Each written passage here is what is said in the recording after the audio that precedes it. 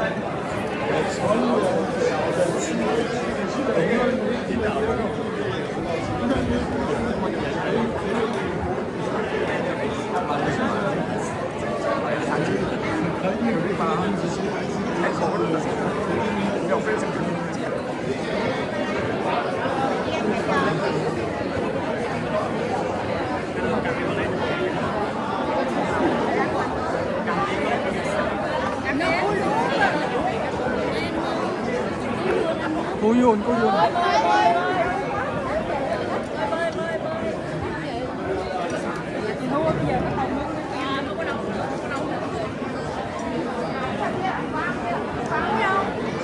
Mèo mèo.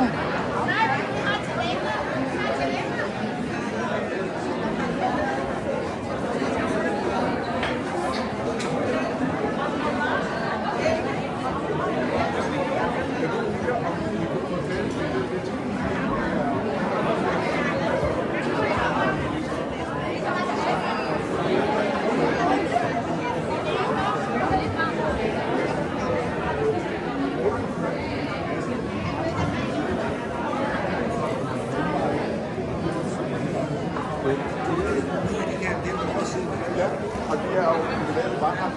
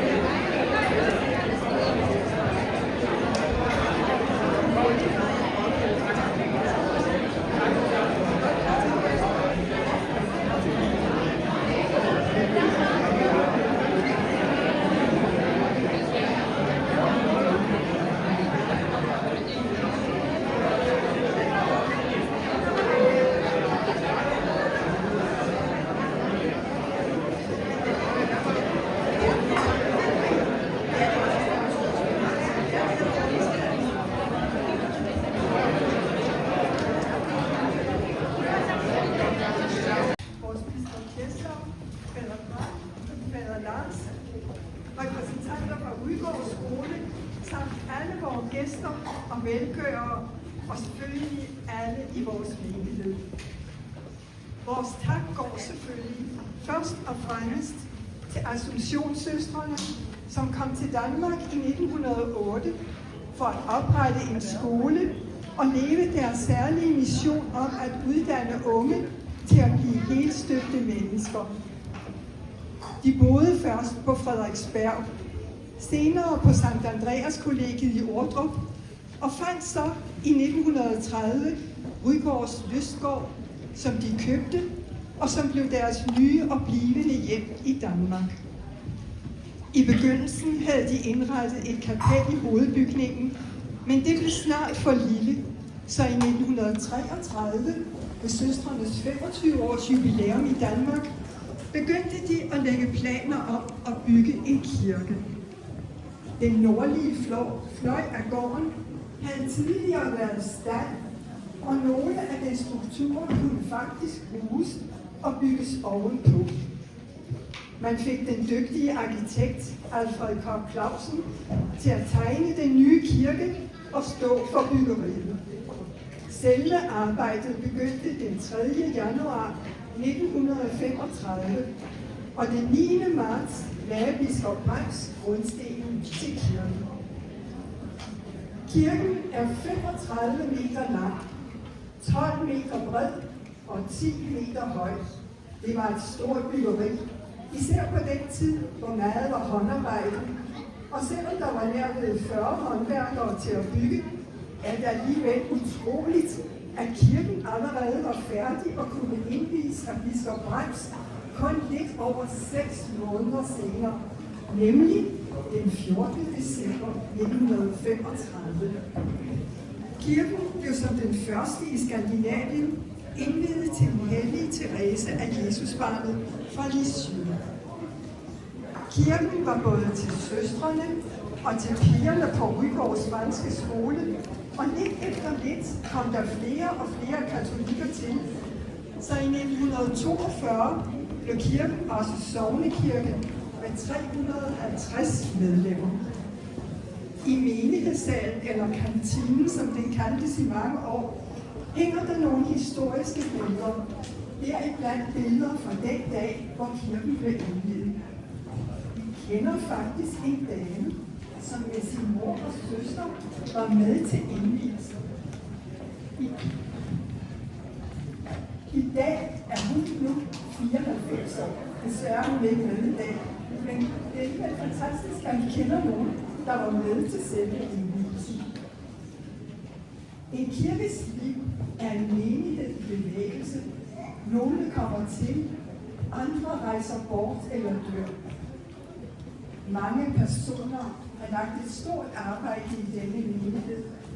Præster, velgørere, som var med til at sætte alle de smukke ting ind i kirken, og frivillige. Og selvom vi ikke kendte dem, eller husker deres navne længere, så må vi alligevel tænke på dem med stor taknemmelighed. Jeg håber, I har lagt mærke til, hvor smuk vores kirke ser ud i dag. Gudske tak og lov, vil vi i dette jubilæumsår i stand til at gennemføre projektet med klokketårnet og facaderne. Firmaet Kjær Knudsen startede i marts med at få alle stilladser op og begyndte med at reparere klokketårnet. Klokken kom en tur til Tubalca for at blive repareret og forberedt til at blive geninstalleret med en halvmekanisk redemekanisme. I sommermånederne blev først facaden mod parkeringspladsen, og siden facaden mod Bernstorffsvej renset, pudset og filset med den oprindelige okkergule farve. Vinduerne blev efterset og repareret, og trærammerne blev malet grønne. Alle pyntereliefferne og det smukke relief fra Sankt Therese med korset blev malet hvide og står nu flot mod facadens varme farve. Også rosetvinduet mod Bernstorffsvej blev også grundigt repareret. Indsamlingen til dette projekt startede i sognet allerede omkring 2015-16, og mange i menigheden har givet gavmildt. Men selvfølgelig kan en menighed alene ikke samle så mange penge sammen, som der var brug for til at realisere projektet. Men sognet blev velsignet med gaver fra forskellige fonde, som Hoffmanns Mindefonden, Henrik Holk Larsen-fonden og 2 fonde fra Tyskland, nemlig Bonifatiusværk og Diaspora kommissariatet. Vi skylder alle en kæmpe stor tak, og vi håber, I kan glæde jer sammen med os i dag, hvor I ser det smukke resultat. Menigheden vil i dag også give en særlig tak til vores dygtige arkitekt Rossi Richards, som på frivillig basis har arbejdet med projektet og rådgivet os hele vejen igennem med sin ekspertise, siden projektet startede. Sidst, men ikke mindst, vil vi også gerne takke Bispekontoret, som støttede os med gode råd og en værdifuld hjælp og imødekommenhed med hensyn til det administrative. Vi håber, at selvom Assumptionssøstrene ikke er i Danmark mere, vil både menigheden og skolen og alle besøgende fortsat glæde sig over vores smukke kirke og passe godt på denne lille perle. Tak.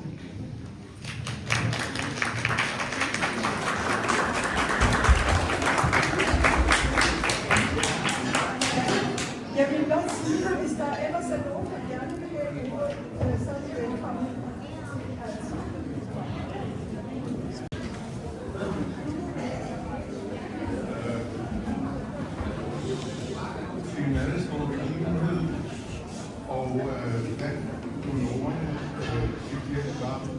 Henning Holk Larsen og Henning Holk Larsen. Det var sådan, at Henning Holk Larsen var katolik,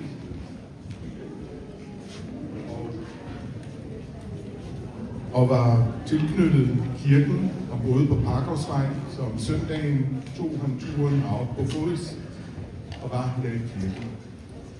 Henning Holk Larsen rejste ud til Indien i 30'erne og grundlagde det, der i dag er Indiens suverænt største ingeniørselskab, som lyder navnet Larsen og Torbro. Selskabet har mere end 500.000 ansatte, og Henning Holk Larsen var aktiv lige til det sidste i selskabet. Jeg var derude og kendte Henning Holk Larsen i min opvækst. Mine forældre var 24 år i Indien, og min opvækst var i Indien. Henning Holk Larsen tænkte på jer her. Han tilbragte de sidste år i Bombay. Og da han døde, bad han om, at aske blev taget til Danmark og var her i kirken. Og det var en sidste farvel og tak, og derfor ved jeg godt, at i hans hånd står katolske kirkelige formål. Og til det er skolen og kirken og alt, hvad det byder på, været en meget stor og vigtig punkt. Og jeg håber på, at det afsæt, der er efter 90 år, det vil fortsætte til de næste generationer til glæde for dem. Så til det vil jeg sige rigtig tillykke med dagen og en hilsen hver dag. Tak.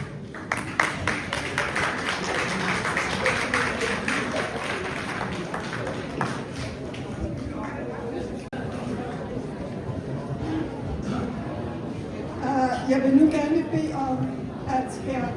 Chong Tran kommer, som gerne vil sige nogle ord.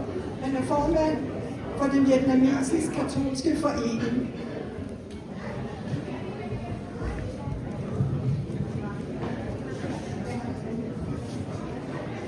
Jeg har fået at vide, at jeg skal tale helt ind. Kan I alle sammen høre mig, eller hvordan? Kan I bagved høre mig også, eller hvordan? Okay, godt. Først og fremmest vil jeg kære biskop og kære pader Guang, kære pader Messerschmidt, og sidst, men ikke mindst, kære Sankt Teresa menighed. På vegne af den vietnamesiske katolske forening her på Sjælland vil jeg meget gerne overbringe en tillykke. Hjertelig tillykke til menigheden. Jeg synes, det er en pragtfuld dag at fejre. Guds hus, Sankt Teresa, som jeg har meget stor respekt af. Vi håber på, at den vietnamesiske katolske forening består af alle vietnamesere, der bor her på Sjælland. Nogle af dem tilhører faktisk også Sankt Teresa menighed, og jeg håber, de har opført dem okay, så det er acceptabelt her. Jeg tror også, at nogle af dem har hjulpet med at lave mad i dag også. Og på vegne af vores katolske forening har vi en lille gave til menigheden. Jeg ved ikke om, hvor er forpersonen er henne. Jeg skal nok lige passe på at sige formanden, hvis det er en... På vegne af vores forening har vi en lille gave til jer og håber på, at kirken har og Dansk Kirke og fortsat blomstring af jeres vidunderlige menighed. Tak for det.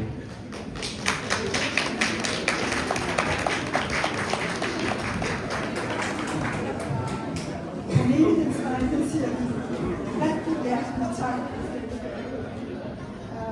Der er altid brug for yderligere ting, der skal gøres med kirken, så vi siger mange hjertelig tak.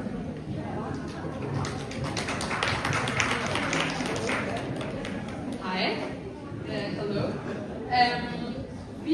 Jeg kommer fra Danmarks Unge Katolikker, og vi har arrangeret et lille spil til små børn, eller bare børn generelt, eller barnlige sjæle. Så hvis man går ned her i hjørnet, så skulle Jacob gerne stå dernede, og så kan man få en bingoplade, og så kan man gå ud på et lille faderborg bingo-løb, hvor man så kan vinde nogle præmier.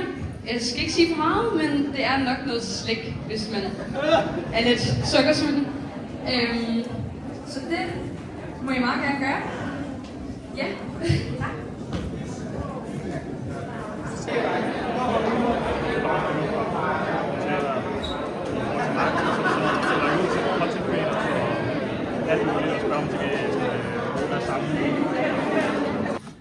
Så skal fingrene gå ikke. Det er ikke mig. Det er noget sjovt, her. Rồi cái đó hết xong rồi xuống bưng này. Hai, phải phân hai luôn. Hai cái. Nó mới học được sự vậy, nhưng mà không có nó ít nó lắm rồi.